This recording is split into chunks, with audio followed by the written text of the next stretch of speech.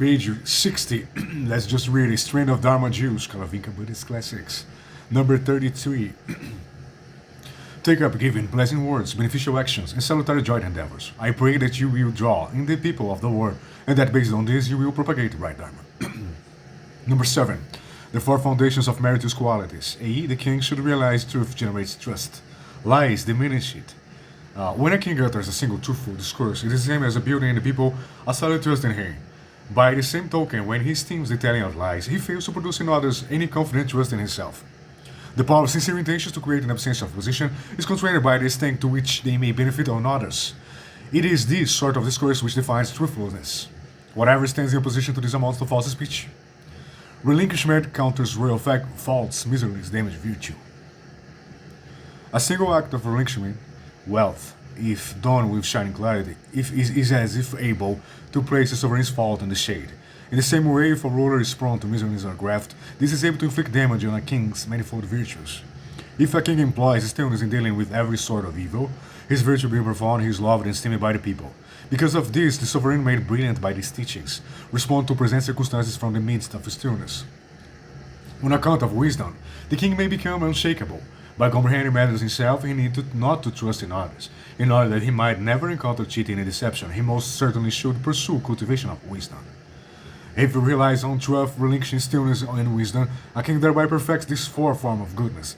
Just as he praised the right Dharma of the four qualities, so too is he praised by both men and gods.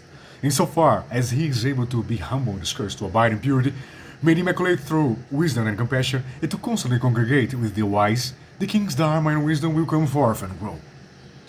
People who discourse on what is good are rare. Those who listen to words encouraging goodness are also rare. A third type of person is the most superior, is whoever can swiftly implement teaching on goodness. Even if what is good is not what one finds pleasing, once aware of its implication, one should swiftly cultivate it.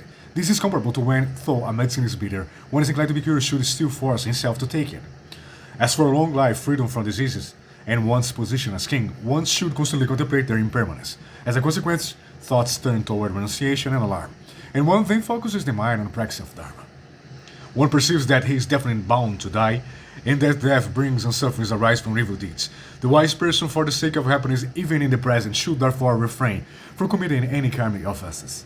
Having already experienced moments free of fear, followed by encounters with fearsome experiences, even as one now experiences moment of mental peace, how can he fail to be apprehensive over what might follow later? Through consuming intoxicants, one encounters others disdain, brings harms to one's works, and reduces one's physical strength. Due to the stupidity it induces, one curses in wrong endeavors. Therefore, the wise man does away with consumption of intoxicants. Competitive game and other such entertainments generate covetousness, ill will, distress, and deviousness.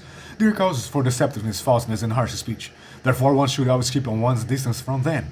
The fault of indulging in lustful excess arises from the perception that the woman body is pure. If one investigates and ponders the contents of the female body, one finds in reality not even one tiny part of it pure.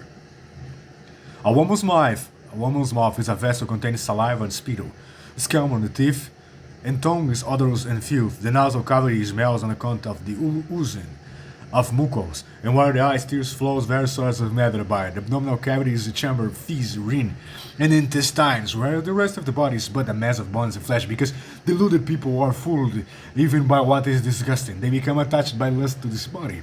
The sense faculty orifices are the most full, smelling, and filthy.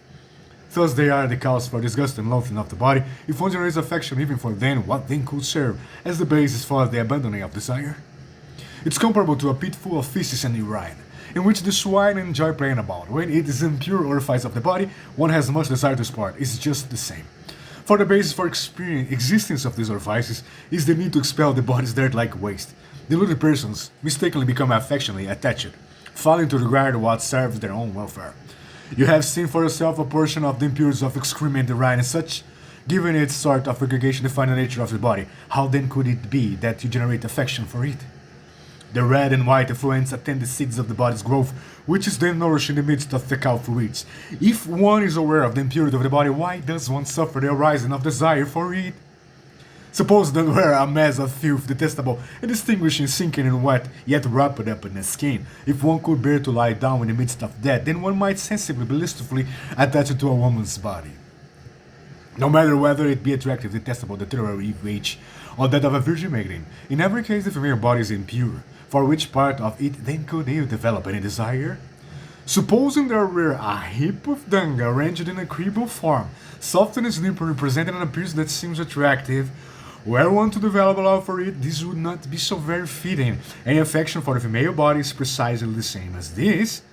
Its inside and are such as would think they are extremely impure, but on the outside they are covered up, hidden by the skin. This is of the same nature of the corpse of one that sees it. How then could one observe this and yet fail to remain aware? The skin is impure, it is like that of soil raw, but is such as one can briefly remove and wash. How could a skin that's used to wrap up a mass of filth be amenable, even temporarily, to being rinsed and clean? Rinse it, clean. In the case of painted face full of fecal filth, if you would detest it, even though outwardly decorated, then what about this body filled with various sorts of filth? How can you not find it equally disgusting? If you detest what's impure, how can you not loathe the body? Huh? Even perfumes and flowers, garlands, drinks, and foods, though originally pure, can nonetheless be defiled by it.